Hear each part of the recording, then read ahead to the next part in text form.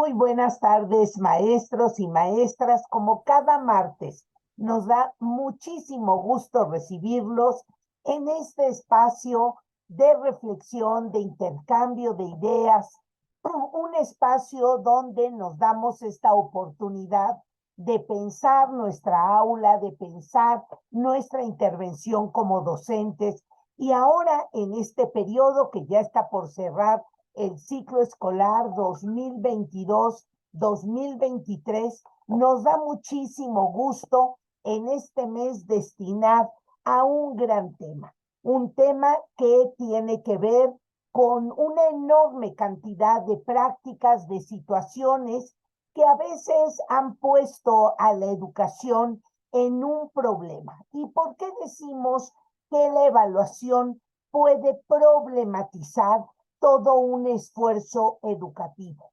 Porque la evaluación puede volverse esa parte del embudo muy angosta que cuando hubo cantidad de esfuerzo por mejorar las metodologías, por diversificar las acciones que fuimos realizando al respecto de ir impulsando los aprendizajes de los chicos, cuando hemos incorporado una serie de prácticas que hace que cada niño, desde su estilo de aprendizaje, de inteligencia, de forma de interactuar con los demás, pueda encontrar una manera de aprender, es muy probable que algunos ejercicios de evaluación reduzcan todo ese esfuerzo y no permitan que verdaderamente podamos hacer visible todo lo que una niña, lo que un niño, lo que uno de nuestros estudiantes ha aprendido. Y hay muchas razones, maestros y maestras, por las que esto puede suceder. Algunas de las cosas que ustedes nos han comentado a lo largo de otras temáticas es un poco esta expectativa que tienen los padres al respecto de encontrar siempre calificaciones de 10. A mí me parece que ese es un tema frente al cual los maestros tenemos que implementar una nueva cultura. La educación preescolar, la educación primaria y todavía la educación secundaria son etapas formativas, difícilmente predictivas en cuanto a los resultados que obtenga un chico que puedan avisar su desempeño en la media superior y en la superior, y por supuesto todavía apenas algunas reminiscencias para poder adivinar su disposición vocacional, y mucho menos aquellas áreas a las que se dedicará laboralmente. Sin lugar a dudas, hay niños, hay niñas que desde muy pequeños muestran una inclinación muy definida hacia un área del conocimiento, hacia un área del saber, hacia un área del desempeño profesional. Pero son los menos, maestros, los que hemos pasado por las aulas por muchos años, los que hemos tenido la oportunidad de estar presentes en diferentes niveles educativos. Nos damos cuenta cómo las niñas, los niños van perfeccionando una serie de habilidades, y es de esperar que un chiquillo, cuando se ve exitoso en una área o ha estado influenciado por un adulto que tiene buen desempeño en un ámbito, es posible que se seduzca por este éxito y por el otro lado, por esta emulación o esta imitación que quiere hacer del adulto. Pero a lo largo de la escolaridad, a lo largo de muchas experiencias, el niño ya más adelante se dará cuenta de cómo suma todos esos éxitos de su escolaridad para posteriormente abonarlos a la decisión de un área profesional y luego laboral. Esto, aquellos chicos, aquellas chicas que logren terminar los estudios profesionales, pero algunos se quedarán en el ámbito técnico, otros harán algunos estudios que les permitan, antes de incluso concluir su media superior, poderse incorporar al ámbito laboral. Y es mucho más decisivo aquellas experiencias cercanas que ellos tienen. Por lo que en todo este recorrido breve, muy rápido, que he podido realizar, y en este sentido, lo que nos vaticina es que tenemos que ir acompañando a los niños, a las niñas, en su trayecto, en su formación, y la evaluación juega un papel de espejo, juega un papel donde el niño puede irse viendo, puede ir percibiendo cómo se va desempeñando, cómo va logrando un proceso de avance, cómo va logrando que se perfeccionen ciertas áreas. Entonces, la evaluación, como esa representación que piden los padres de familia, que es un poco con lo que yo empezaba, es un poco fantasmal, es un poco, digamos, no real de lo que va a ir viviendo el chico, por lo que maestros y maestras tenemos que ayudar a los papás, a las mamás, a los hermanos mayores o algún tutor que cuide este proceso de avance de nuestros estudiantes, verdaderamente, maestros y maestras, a ubicar el papel de la calificación, que es solo un momento, un retrato, una fotografía de lo que pasa en un momento determinado de la vida de ese chico y de esa chica. No adelanta, no determina que esto sea siempre así. Por ahí de la década de los 70, todos los maestros leímos un texto que rompió muchísimos paradigmas en relación a la evaluación, donde decía 10 en la escuela, 0 en la vida. No necesariamente un 10 como una fotografía tomada en un momento específico, en un contexto determinado, que es específico de la circunstancia de ese momento, va a adelantar todo lo que ese niño y esa niña podrá hacer posteriormente. Por lo que eso es un primer mito que debemos de eliminar en este espacio de lo que es la evaluación. Pero también, maestros y maestras, hemos vivido en el mundo educativo otro gran fantasma, que es el mundo de la tecnología educativa, el mundo del diseño instruccional, el mundo de la planeación, que ha hecho que el contenido adquiera un valor mucho más de lo que verdaderamente representa y que nos llevó a un abuso, no a un uso, a un abuso de los exámenes y sobre todo de los exámenes objetivos que pensamos que podía retratar parte del dominio de lo que es el contenido que el chico estaba aprendiendo. Y lo que es cierto es que si bien los exámenes pueden cubrir un espectro de los aprendizajes, no necesariamente revela, no necesariamente muestra todo lo que implica el dominio de un contenido, un aprendizaje, un concepto, una categorización, una fecha, el nombre de un personaje, una secuencia histórica. Es justo eso, parte de los diferentes dominios de contenido y sus niveles que los chicos, que las chicas pueden dominar. Pero precisamente para dominarlo, no solo basta seleccionar los contenidos que los chicos deben de dominar.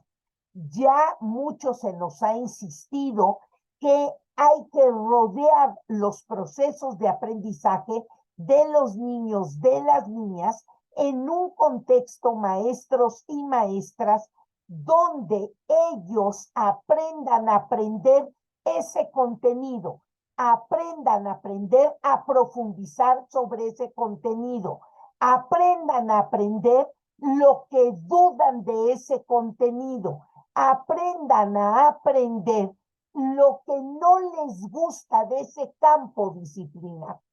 Esos descubrimientos que vamos haciendo, maestros, a lo largo de nuestra escolaridad, son los que verdaderamente nos van a dotar, por un lado, de habilidades para aprender y por el otro lado, a pensar sobre nuestro propio aprendizaje, que es la cognición por un lado y la metacognición por el otro, que son grandes funciones mentales que a lo largo de nuestra vida se van a poner al servicio de resolver problemas, de trabajar en equipo, de ayudar a otros a integrarse y de establecer vínculos asociativos de asertivos y sanos. Qué importante es, por tanto, maestros, renunciar a estos elementos que se asocian a la evaluación, no solo a través de la representación de una calificación, sino de un examen, en un sentido de que los ítems, algunas formas de ítems, pueden quedar reducidos solo a una evaluación de orden declarativo. Declaro que sé sumar 10 más 20. Declaro que sé el nombre de los conquistadores. Declaro que me sé la fecha de la Revolución Francesa, del inicio de la Revolución Francesa. Declaro que me sé algunas capitales de los principales países europeos. Declaro un aprendizaje de orden declarativo, pero de eso a que sepa toda la línea del tiempo de en dónde se inserta la toma de la Bastilla y lo que representó para todo un movimiento de ilustración que después revolucionó el mundo, eso dista mucho. O sea, yo puedo declarar la fecha en 1789 de la toma de la Bastilla, 4 de julio, eso lo puedo declarar. Pero de eso, a ver qué personajes, qué papel influyó Estados Unidos, cómo logró ese movimiento permear toda Europa e incluso los movimientos culturales, artísticos, esto dista mucho. Entonces, fíjense cómo, maestros, el aprendizaje declarativo es una forma, algunos exámenes lo pueden verdaderamente explorar, lo pueden evidenciar, pero eso no es suficiente para el aprendizaje procesual. Es decir, cómo esos contenidos quedan insertos en todo un proceso de articulación de otros contenidos, de explicación de realidades mucho más complejas, de articulación con otras áreas de aprendizaje, de profundización de ese contenido para ir indagando áreas que a mí me motivan o me interesan. Ese es el aprendizaje procesual.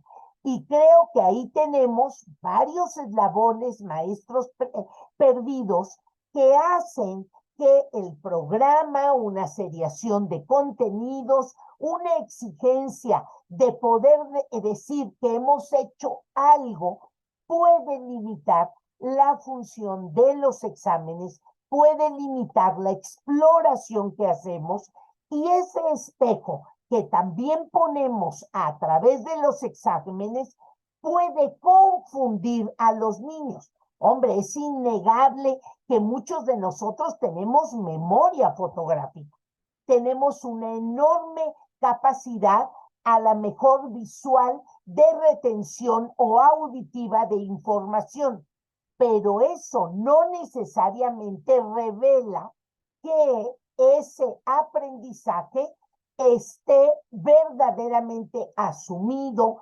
integrado en un rompecabezas. Lo que vamos haciendo, maestros y maestras, a lo largo del acompañamiento de nuestros niños, de nuestras niñas en su escolaridad, es irle ayudando a armar grandes rompecabezas, ¿no? Donde tiene que ir completando las piezas, tiene que irse haciendo preguntas, tiene que ir verdaderamente dudando de cierta información.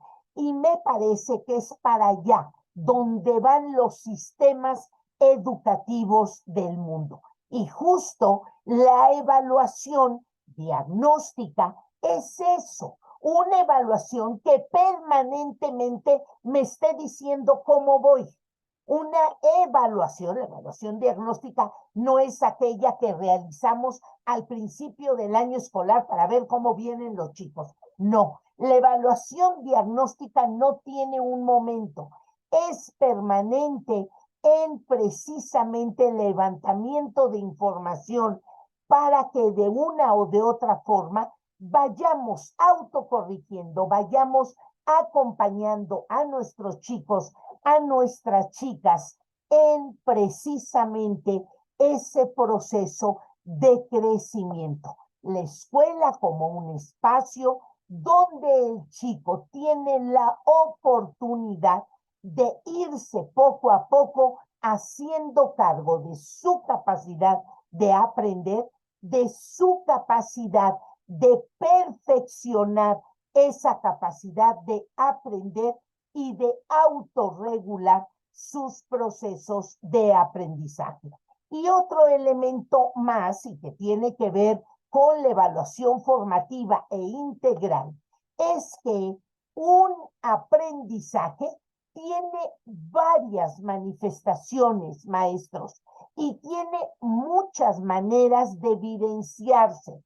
tiene la manera de evidenciarse a través de un trabajo, a través de una exposición, a través de un trabajo en equipo, a través de una autoevaluación, a través de un examen, a través de un cuestionario, a través de diferentes instrumentos maestros que justo esta tendencia de la evaluación, incluso que con el doctor Ravela, un libro que leímos hace muchísimo tiempo y que hoy se vuelve a poner en actualidad, es importantísimo identificar cómo a través de diferentes vías puedo verdaderamente ir evidenciando a mi alumno lo que aprende, cómo lo aprende, hasta dónde lo ha aprendido, qué dificultades tiene para aprenderlo, lo que aún le falta aprender, como una manifestación de que a partir de la evaluación es como podemos hacer verdaderamente responsables a nuestros chicos de lo que van aprendiendo. Por eso hoy los sistemas de evaluación nos han insistido en la autoevaluación y coevaluación, pero no como exclusivos medios o herramientas para evaluar. Entre más instrumentos utilicemos, entre más evidencias del aprendizaje tenga el chico de su propio aprendizaje, mucho más completo será ese proceso. ¿Por qué le llamamos integral? ¿Por qué le llamamos formativo a la autoevaluación y a la coevaluación? Porque la autoevaluación, maestros, hace que el chico piense su propio proceso. Ahora, podemos usar las herramientas tradicionales para verdaderamente hacer que ellos observen su propio proceso de aprendizaje. Y cito algunos ejemplos. Miren, yo cuando aplicaba en primaria, en secundaria, en media superior, en superior, algún examen, lo que yo hacía una vez que cada uno de mis estudiantes en cualquier nivel, me iba entregando el examen, lo que yo les preguntaba es cuánto creían que se iban a sacar. Yo tenía 3 cuadritos arriba en mi examen.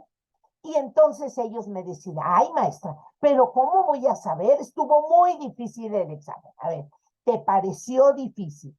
Esa dificultad que tú viste y que a lo mejor te hizo pensar que no estudiaste o en qué parte pusiste más atención, te va a ti a llevar a obtener qué calificación.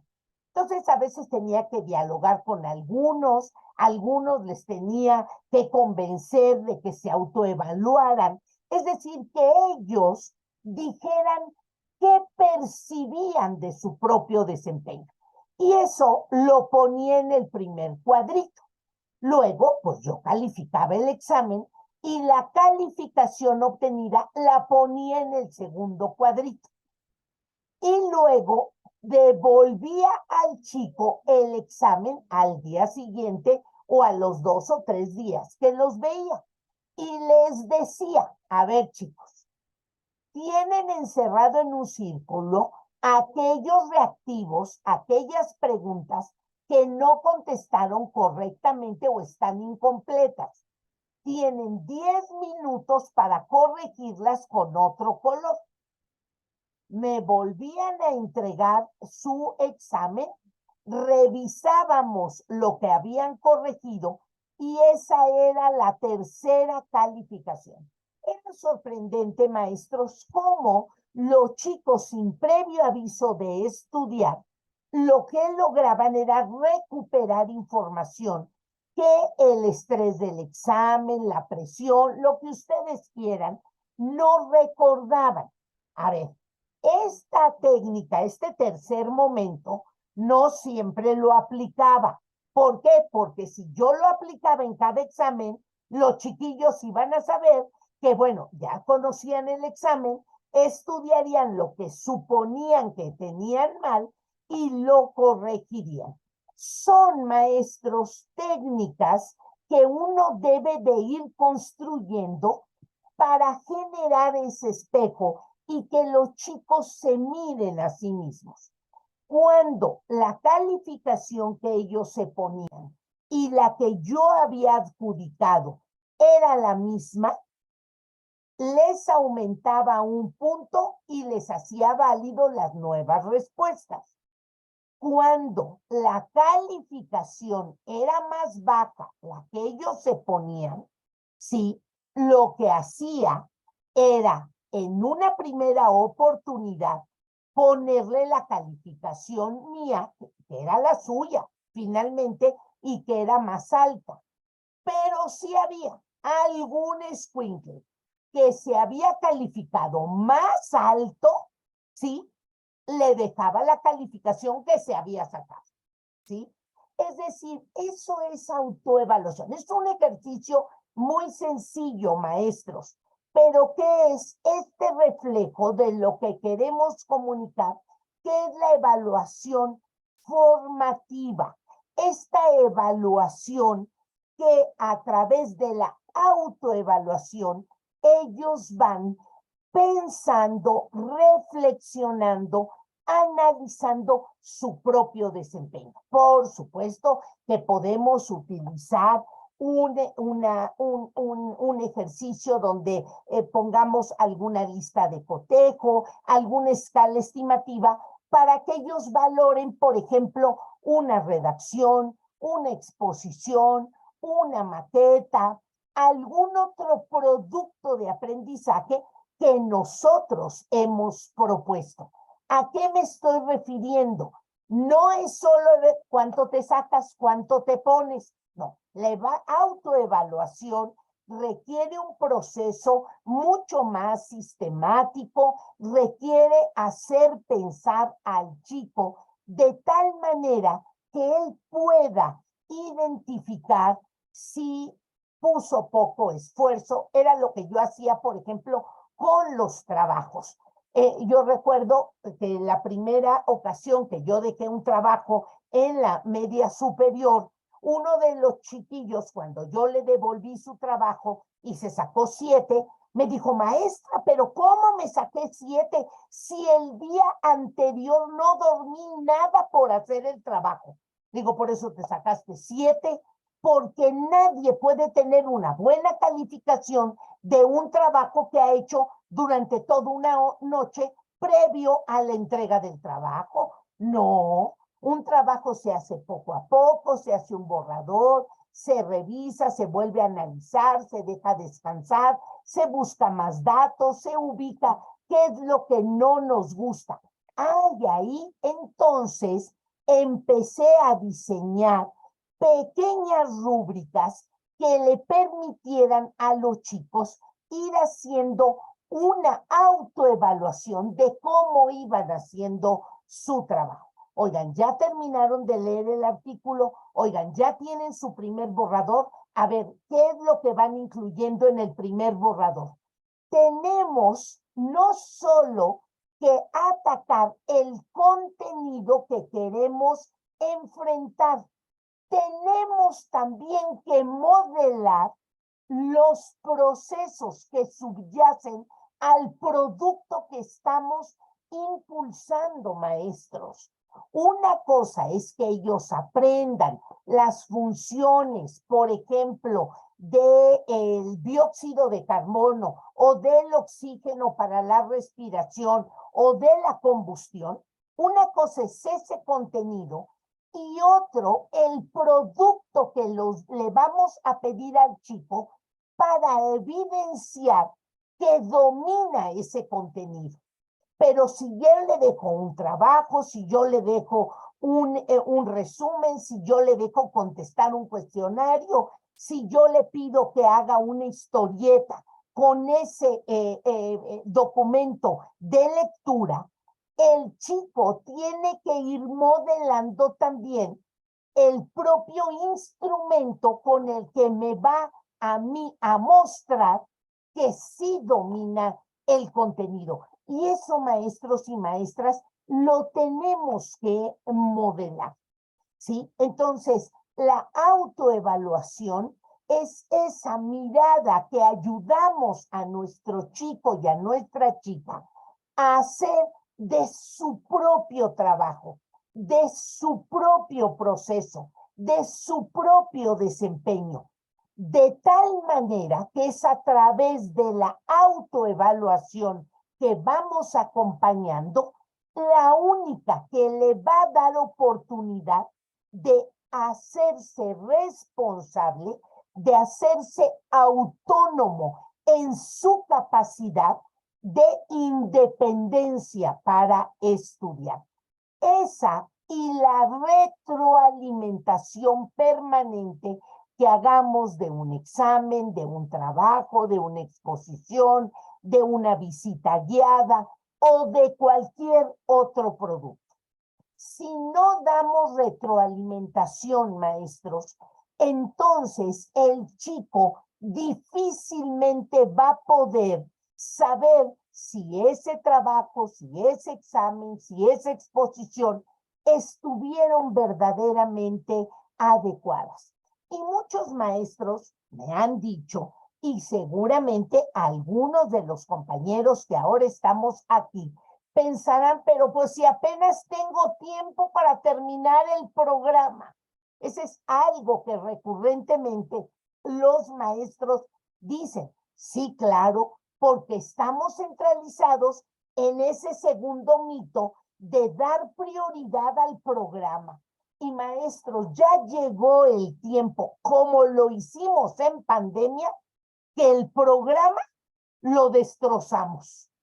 Supimos seleccionar los contenidos básicos, reestructuramos la secuencia de contenidos de otra manera, profundizamos y utilizamos metodologías de práctica de contenidos de forma diferente. O sea, sí lo podemos hacer.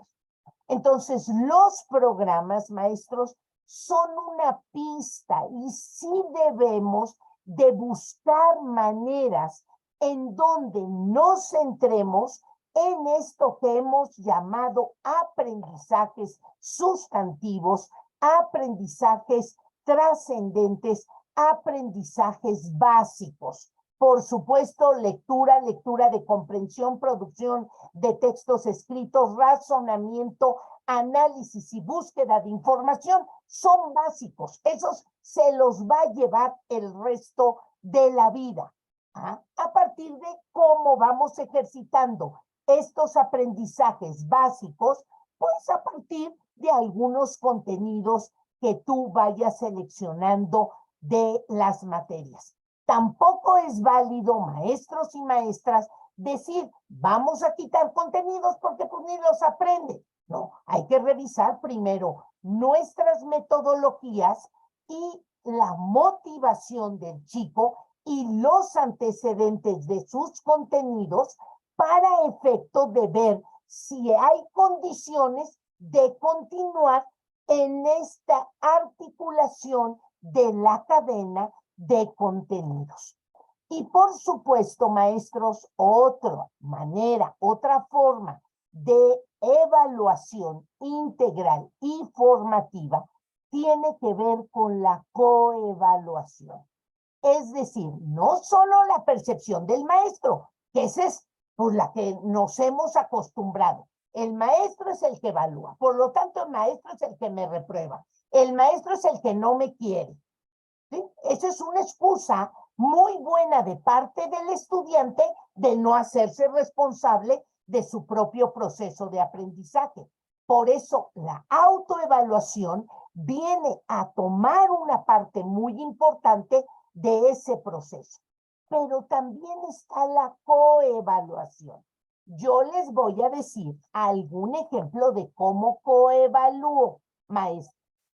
Cuando los chicos tienen la responsabilidad de exponer o de compartir algún tema que hayan investigado, también tienen la responsabilidad ese equipo o ese estudiante, porque a lo mejor esa exposición va a ser entre 2 o entre 3 o entre 4, o pueden ser exposiciones individuales. Tiene la responsabilidad de entregar al resto del grupo un esquema que tienen que ir rellenando conforme él o el equipo exponen, o un cuadro sinóptico, o una red semántica, o una serie de palabras para que las vaya definiendo, vaya buleteando, vaya poniendo ideas sobre esas palabras clave. Es decir, los alumnos que están escuchando la exposición o los comentarios del compañero o del equipo no pueden quedarse nada más aparentemente escuchando. No, porque entonces se vuelve un proceso de simulación, maestros. ¿A qué me refiero? Como los chamacos saben que 2 días después o a la siguiente semana les toca exponer, están calladitos, para que cuando les toque exponer sus compañeros no estén hablando, no estén dando lata, pero no sabemos si están aprendiendo. Entonces, de la calidad de las anotaciones que hicieron los compañeros y que luego ponen en común, es parte de la coevaluación que hace el grupo a ese compañero o a ese equipo. Porque si los chicos que fueron tomando nota en ese cuadro, en ese esquema, en ese mapa mental, en ese gráfico, en esa serie de palabras o en ese cuestionario, quiere decir que la exposición fue muy buena, en la medida que ellos puedan captar información. Antes de empezar la exposición, los chicos que ya recibieron su esquema o su hoja tienen que analizar qué tipo de información les van a pedir. Y en ese sentido, lo que pasa es justo eso.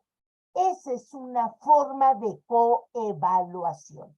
Otra forma es que podamos entregar al equipo expositor o ese chico o chica que expusieron un diploma de por qué lo felicita cada uno de los compañeros y qué le gustaría sugerirle para mejorar. Entonces se hace en una media carta, en una media cartita, un diploma. Entrego el diploma A, ponen el nombre de los integrantes del equipo o del nombre del expositor o expositora, y lo hizo muy bien. ¿Qué hizo muy bien? ¿Y qué le falta para mejorar? Los chicos de ese equipo o ese chico reúne sus diplomas y después me entrega un resumen y comentamos. Claro que yo como profesor también fui llenando el diploma con el propósito de retroalimentar la producción de los materiales para exponer, la presentación en PowerPoint, la organización del contenido, la claridad de las ideas, los ejemplos citados del tema expuesto. Esa mirada de otros, que no es el profesor, que no es el mismo chico, es a lo que se le denomina coevaluación. Y ahí radica, maestros y maestras, precisamente un elemento importantísimo del aprendizaje colaborativo, de la capacidad de monitoreo y tutoreo que pueden hacerse unos compañeros con otros. Es ese crecimiento que vamos acompañando los unos de los otros. No hay otra manera, maestros. No podemos decir, no te burles de tu compañero, ayúdale por favor. Pero ¿cómo? Esa es una narrativa, es una expresión oral. pero no hay experiencia de ayuda. Tenemos, por tanto, maestros y maestras en esta parte de la evaluación integral y formativa a través de la autoevaluación, coevaluación, ir haciendo pequeños ejercicios al principio.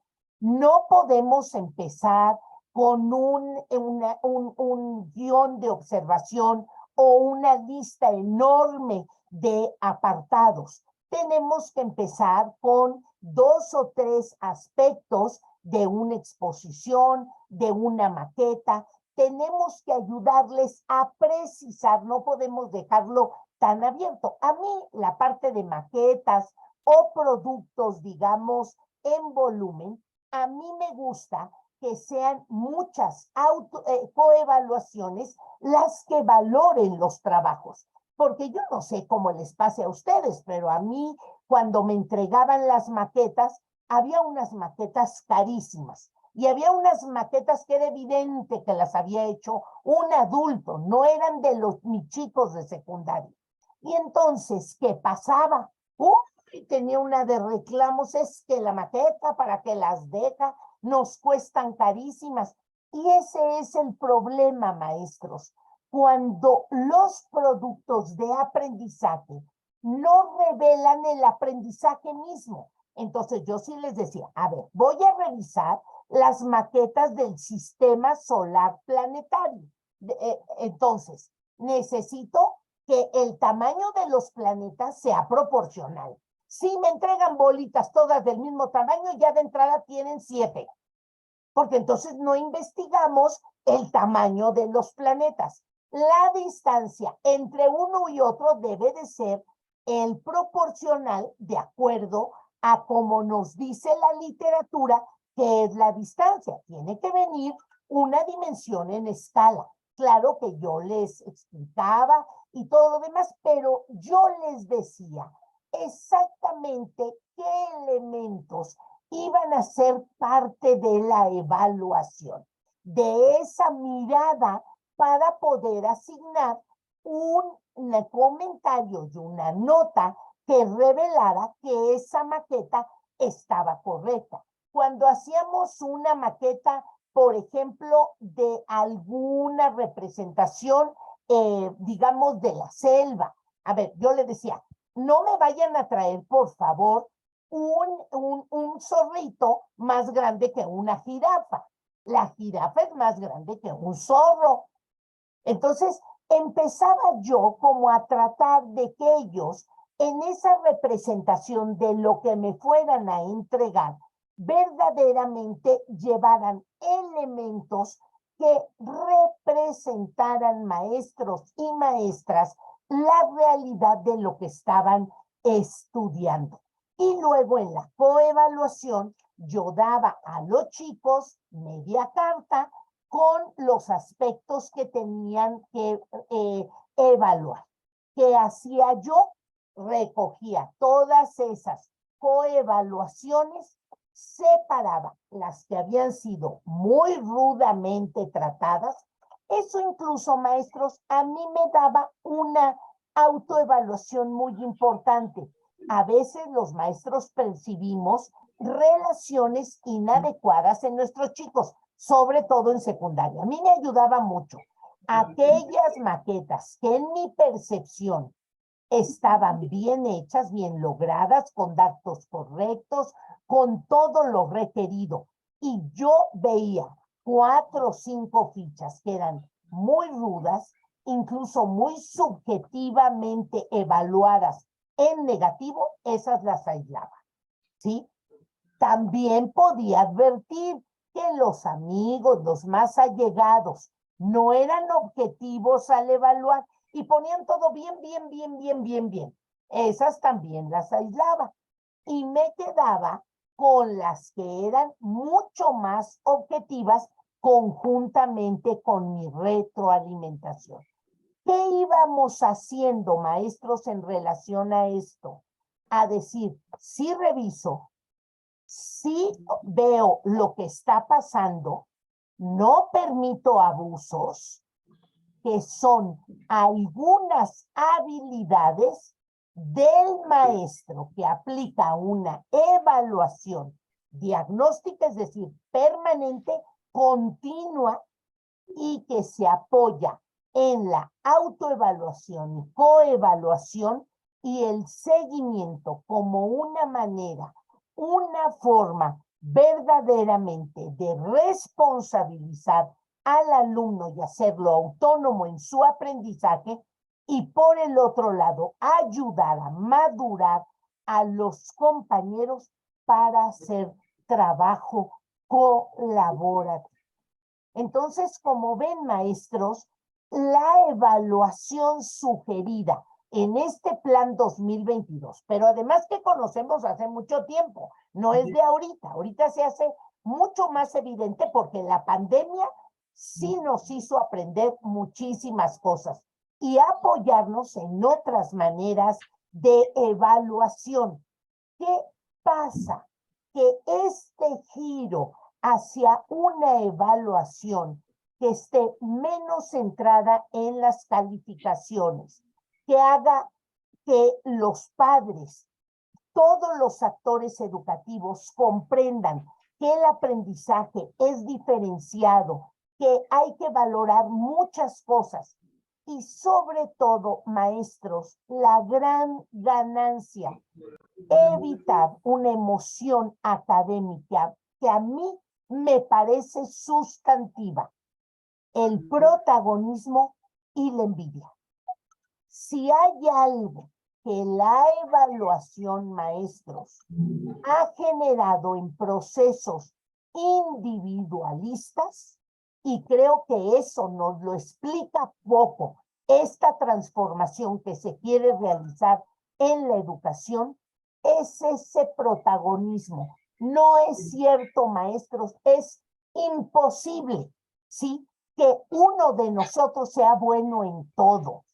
No es cierto, ¿no? Yo en educación física, se los he comentado muchas veces, soy pésima, de verdad. No doy una ni aventando una bola, ni de básquetbol, ni de voleibol, ni de fútbol. Pero en educación física tenía 10. ¿Por qué? Porque sabíamos simular, sabíamos aprovecharnos de cosas. Por lo tanto, la evaluación que a mí se me aplicó en mi materia de educación física, en la primaria y en la secundaria, es y me hubiera encantado que mi maestro se diera cuenta, que por lo menos me ayudara a identificar ejercicios cardiovasculares de respiración y de estiramiento, que ahorita ya viejita yo, sí pudiera verdaderamente aplicar, y se los hubiera aplicado a lo largo de toda mi vida, mi tonicidad muscular, mi capacidad de fuerza sería distinta. Eso lo debimos de haber aprendido en educación física.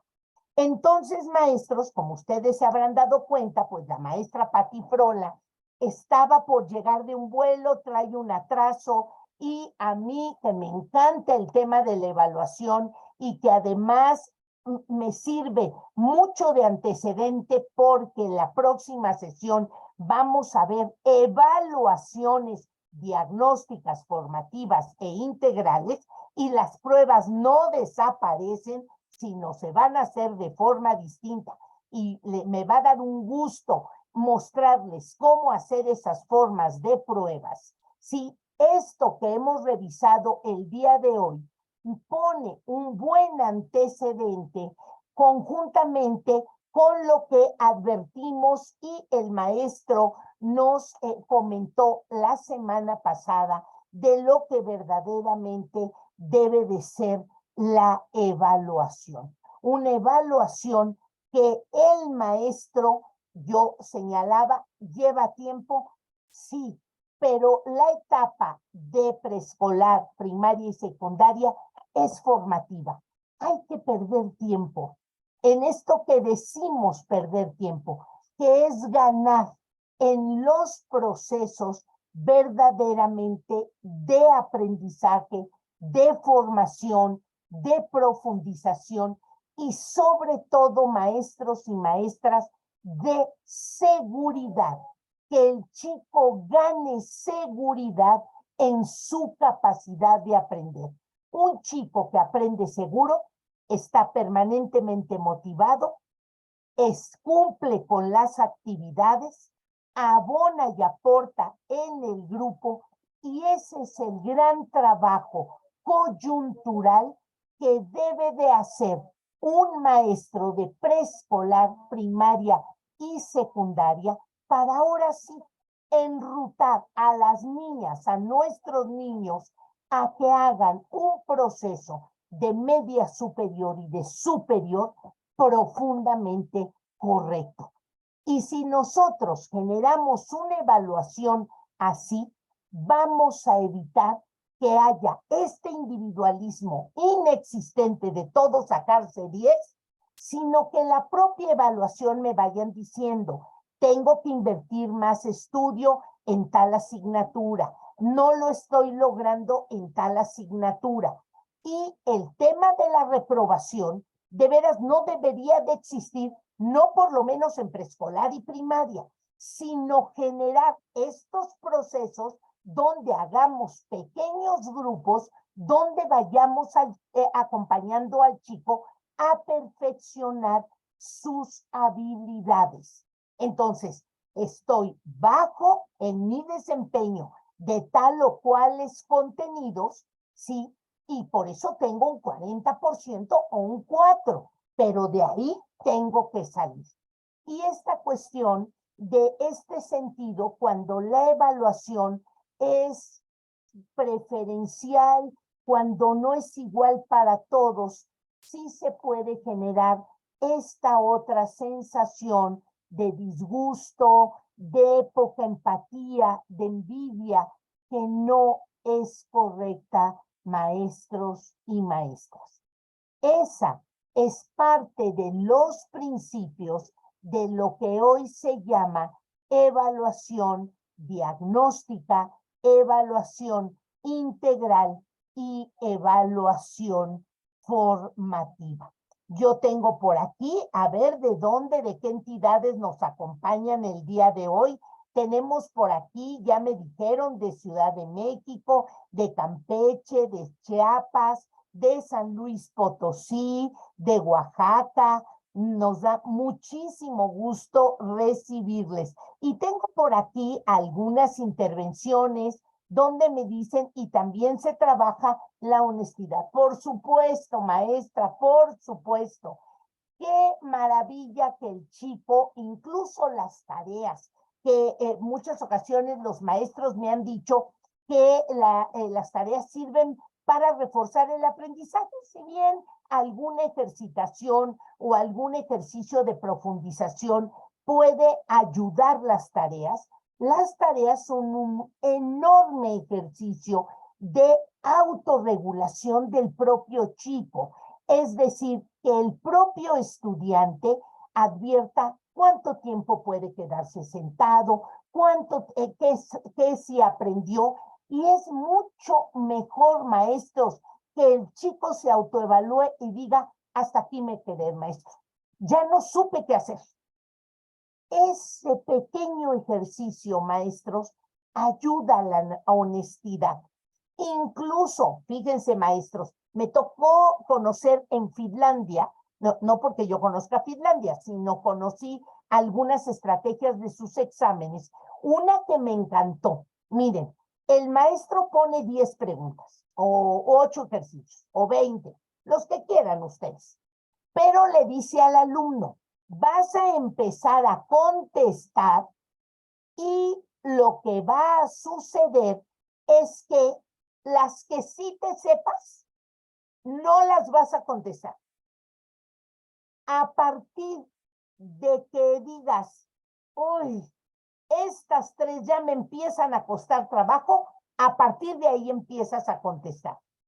Si esas 3 las tienes bien y me dejaste 4 arriba sin contestar, también te las pongo bien. Fíjense, maestros, a mí me impresionó porque es invitar al chico a que tome decisiones. Yo una vez hice algo así, miren, era un examen difícil, esto con chicos de normal, y hice un examen de 10 hojas, muchísimo. Yo sabía que les estaba costando trabajo, yo había dedicado mucho tiempo a lectura de comprensión y búsqueda de información, veía que no traían mucha formación en comprensión lectora y en investigación, y la verdad sí dediqué muchas sesiones a ayudarles en eso. Dije, ¿para qué avanzo? Ni lo voy a lograr. Entonces avanzamos un poco en el contenido, bien, pero sí, en algunos meses se nos hizo complicado. Entonces lo que yo hice es un examen bien difícil de 10 hojas, engrapadas. Cuando se las entrego, todo mundo hacemos eso, fuimos estudiantes, contamos las hojas. Ay, empezaron a contar, bueno, yo veía cómo sus caras se transformaban y entonces empezaban a ver y unos decían, y entonces lo que dije, los chicos que consideren que contestando sin conocer el examen quieran 7, ya se pueden salir. Entonces, los chicos se volteaban a mí y me decían, si yo te pongo mi nombre y te entrego el examen, ¿ya tengo 7? Sí. Los chicos se volteaban a ver y unos rápidamente empezaron a poner su nombre y me empezaron a entregar. Me quedé con el 30% del grupo. Después, ya que se salieron, ya separé mis exámenes de 7, les puse 7, les dije, aquellos chicos que consideran que se pueden sacar 7, quiere decir que estudiaron para 8. Los que me entreguen ahorita tienen 8. Me voltearon a ver y 2 o 3 me entregaron con su nombre, se fueron y les puse 8. Y a los demás les dije, empiecen a contestar. Ya empezaron a contestar su nombre y yo pasé con mi color rojo y les puse 10. Se empezaron a voltear a ver, le digo, por el simple hecho de confiar que podías obtener una calificación mayor de 8, tienes 10. Y mandé a llamar a todos los muchachos y reflexionamos sobre el ejercicio. La autoevaluación, la coevaluación y ejercicios de estos tipos, maestros, verdaderamente ayudan a el tema de la honestidad, de volver la evaluación un gran espejo donde los chicos se miren. Oigan, esta parte de haber puesto 7, 8 y 10, maestros, no lo hacía yo cada mes, ¿eh? Eso es fortuito porque los chicos se comunican, ¿sí? Hay que hacer diferentes tipos de examen. ¿Saben cómo evitaba que no copiaran? Les entregaba, yo coleccionaba las plumas que no escribían y yo les ponía su examen, abajo un papel calca y luego otro examen. Y tenían que escribir y pasar las respuestas en el papel carbón para que no se copiaran. La primera vez que lo apliqué, de verdad, fue una cosa muy interesante porque los chicos dijeron, maestra, no vamos a poder copiar. No, no van a poder copiar. Así es que contestar el examen. Maestros, esa es la evaluación. Una evaluación que verdaderamente ayude a los chicos a avanzar. Otro de los maestros, el anterior de la honestidad es de la maestra Naye, el maestro José Pérez dice, para ello es importante darle a los alumnos guías, orientaciones que les den una ruta en su proceso de autoevaluación. Así es, maestra. También tenemos representación de Nuevo León allá en Monterrey.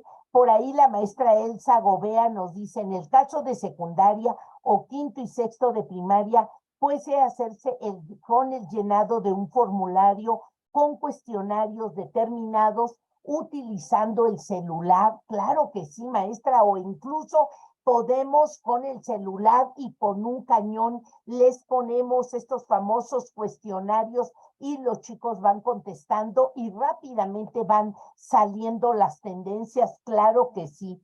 Luego por ahí dice, muchas gracias por los comentarios y claro que sí, maestros y maestras, estos sesiones del martes con Grupo Loga tienen ese objetivo, tienen ese propósito de que queden grabado para que luego lo puedan compartir, lo puedan ver en una junta de consejo técnico, en una reunión extraordinaria, si les parece bien el contenido para mostrarlo a los papás, por supuesto lo pueden utilizar. También tenemos representación de Michoacán. Bienvenidos los maestros de Michoacán. Dice por aquí, un alumno que aprende seguro, aprende a perfeccionar sus habilidades, a referir habilidades, es la particularidad del aprendizaje del alumno cuando ve en la evaluación un espejo. Claro que sí, maestros.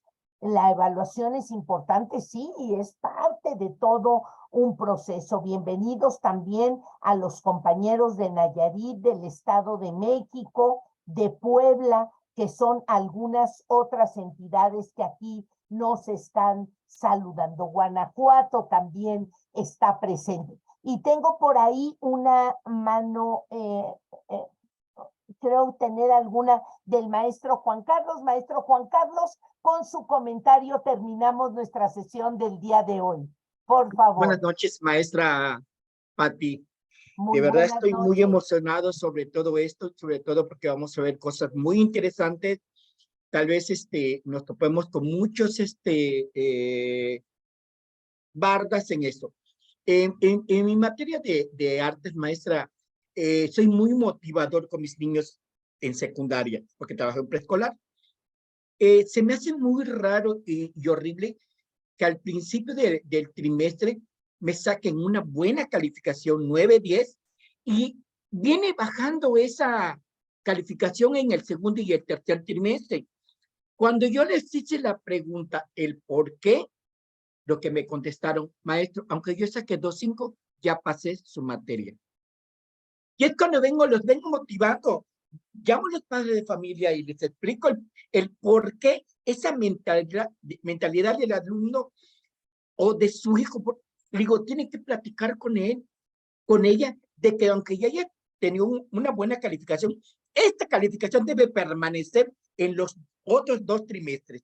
Sin embargo, de verdad, maestra, a veces ya no busco la manera de motivarlo, de apapacharlo, de decirle, vamos, adelante.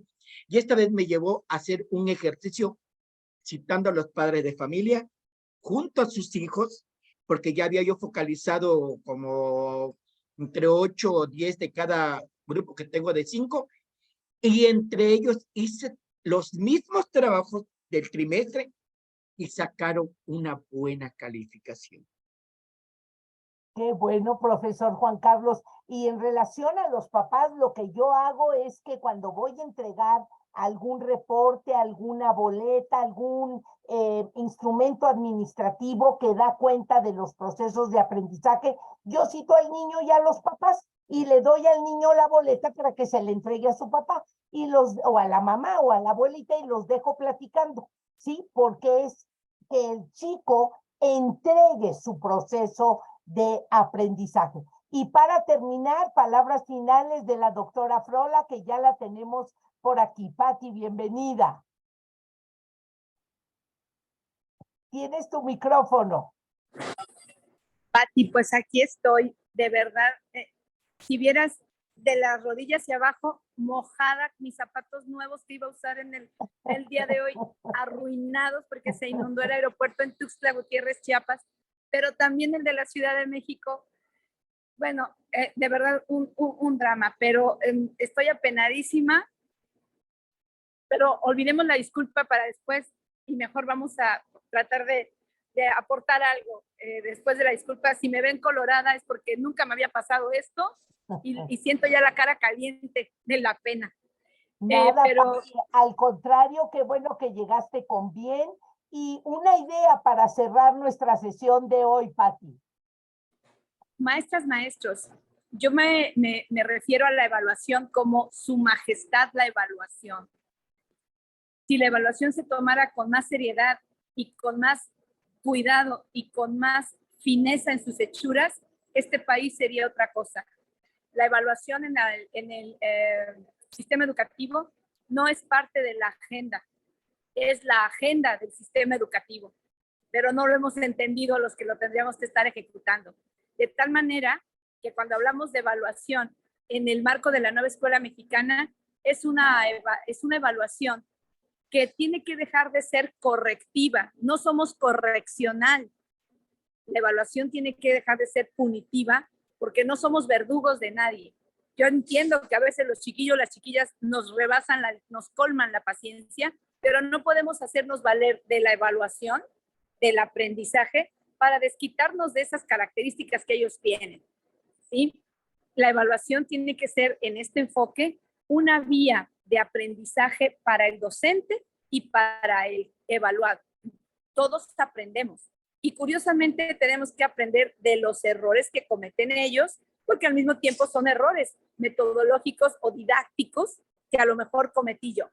Dejar de ver la evaluación solo unilateral y empezar a verla como esa vía infalible para llevar a los alumnos a donde deseemos llevarlos como líderes académicos del aula. A través de los indicadores de evaluación, podemos llevar a los alumnos a que sean más meticulosos, más observadores, más reflexivos. La clave está en los indicadores de evaluación de una rúbrica, de una escala estimativa, de una lista de cotejo, pero también en un proceso que hemos dejado al margen, la retroalimentación y el seguimiento. De manera que la evaluación apenas parte del ciclo, la retroalimentación es lo que te garantiza que estás evaluando para formarlos. Y el seguimiento, 2 semanitas después, averigua si siguen con el aprendizaje bien fijo, bien penetrado en sus cabecitas, y entonces puedes decir, wow, el aprendizaje no solo lo lograron ellos, sino que yo tengo la evidencia de que fue un aprendizaje significativo. ¿Por qué? Porque lo fui retroalimentando, lo fui alimentando, consintiendo, hablándoles bonito, en qué te equivocaste, qué hipótesis tenías cuando pensaste en esta respuesta o en esta acción que tú tuviste, sin que se sienta, ay, es que soy burro y entonces por eso me equivoqué. No. ¿Qué hipótesis tenías en tu cabeza? Es una hipótesis valiosa, déjame conocerla, y que por eso respondiste esto. Aprendemos de esas hipótesis cuando confrontamos la realidad y posteriormente para decir, ok, parece que ya lo entendió, entonces en una semanita, en 2 semanitas hago seguimiento y confirmo, wow, no son cabecitas de teflón, lo digo con respeto, se les quedó lo que les mostré, se les quedaron sus hipótesis correctas, logro adquirido, logro de aprendizaje alcanzado. Pero no solo fue la evaluación termina hoy, pero yo tengo que retroalimentar para garantizar que la evaluación le genere reflexiones, lo acabe de formar, vaya, le siga prodigando formación, principios, ética, transparencia, evitar hacer chapuzas, no más chapuzas, porque eso se trabaja en la retroalimentación. No necesitas hacer chapuzas ni copiarle al vecino, porque no te voy a regañar, ni te voy a ofender, ni te voy a estar diciendo de cosas cuando te equivocas. Al contrario, vamos a aprender de ello. Y el seguimiento es, ok, se le quedó fijo el aprendizaje, lo conserva después de 1 semana, de 2 semanas, perfecto, porque eso que aprendió, tengo la evidencia y va a servir de base para el siguiente proyecto de aprendizaje. Necesitaba que aprendiera eso como cimientos firmes de lo nuevo que viene. Aquí puedo hacer referencia a las teorías de Ausubel, a las teorías de Vygotsky, con sus zonas de desarrollo real. Son andamiajes que tienes que poner para garantizar la llegada a las zonas de desarrollo próximo. Pues, Pati, con esa pequeña barnizadita, podemos cerrar tu programa y pues dejar la espinita clavada. Yo me la dejo clavadísima para una fecha que tú me otorgues posterior, porque para hablar de evaluación con cafecito, con copita de vino en la mano, pues da para esto y para más. Claro que sí, Pati, lo vamos a programar.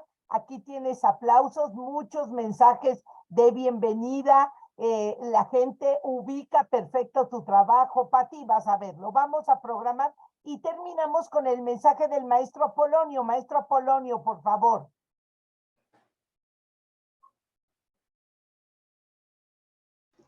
Sí, buenas noches. Gracias por darme la palabra. Pensé que ya no iba a alcanzar.